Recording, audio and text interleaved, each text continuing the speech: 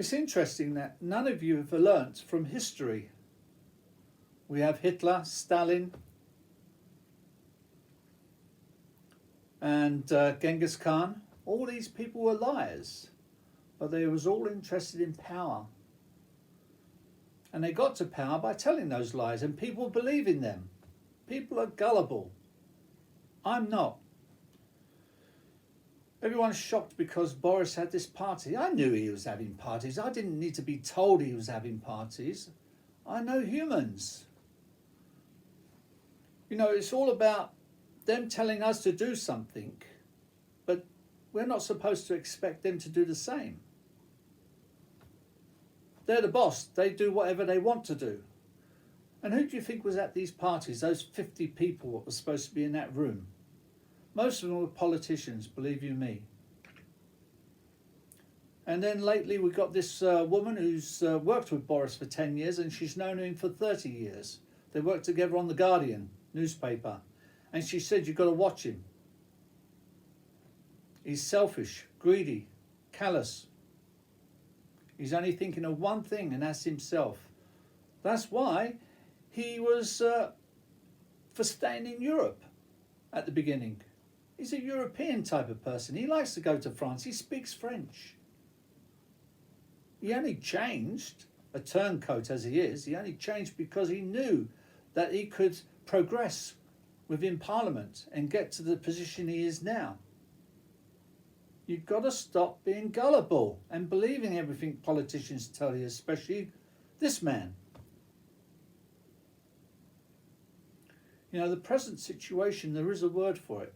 Hegelian dialectic, also said as Hegelian. It means they create a problem. In this case, is the virus. And then there's a reaction by the people, in this case, to that problem. The population becomes hysterical with fear. So the next step, he says, well, I can save the situation, but I've got to take away some of your freedoms. Take away some of your rights.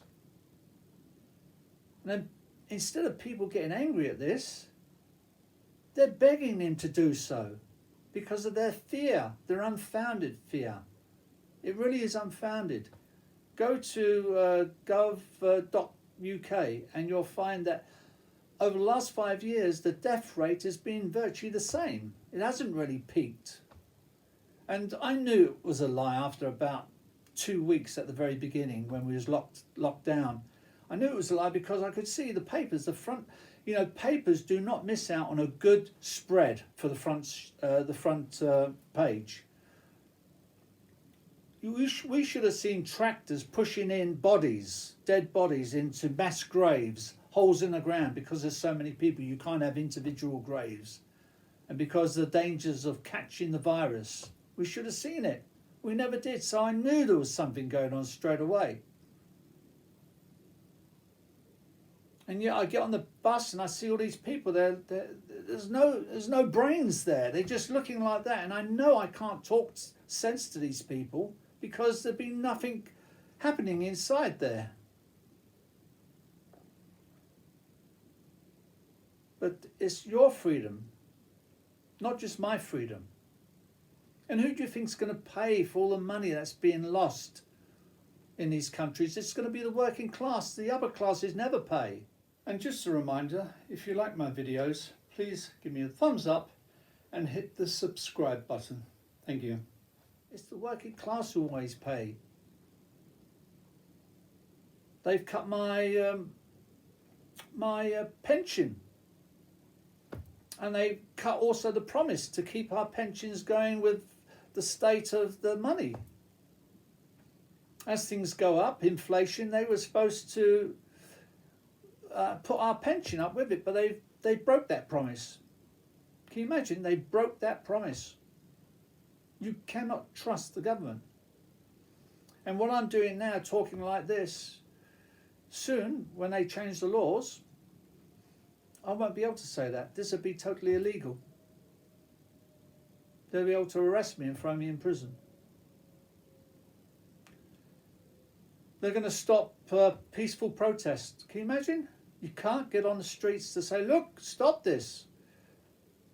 We don't vote these people in to take our freedoms away. Talk about it amongst yourself. Let the government know that we don't want this. And don't vote for the wrong reasons. A lot of you voted out of Europe because you thought it would stop all these foreigners coming into the country. Now they're pouring in the country. Now it's gone up 50-fold. So for every one person who came in before, now there's 50 people coming in. You've got to vote with this, not with your heart, not with prejudice. One woman I was talking to, she said, she was an old woman in her late 70s, early 80s, and she said, well, I voted out because I'm not going to be told what to do by the Krauts, in other words, by the Germans. This is ridiculous. I mean, I didn't even try to argue with someone like that. Someone who's so far away from the truth. You can't argue with that type of person. But stop believing in Boris. What he says is all lies. And the virus isn't that dangerous. People are dying, but people are dying of everything. I mean, more people die of car accidents. And I'm talking about even being indoors. A car could come through your window. It does happen occasionally. People even die sitting indoors. Car accidents happening everywhere. You're walking along the pavement, a car comes up and kills you. I think it's 500,000 people a year are dying of car accidents. That includes drunken drivers. But I never hear them saying, well, let's stop the cars. Let's get our heads into a place to see this for what it is. The lies, the exaggerations. Well, I've said enough. If I can't get through to you on this, I don't think anything can.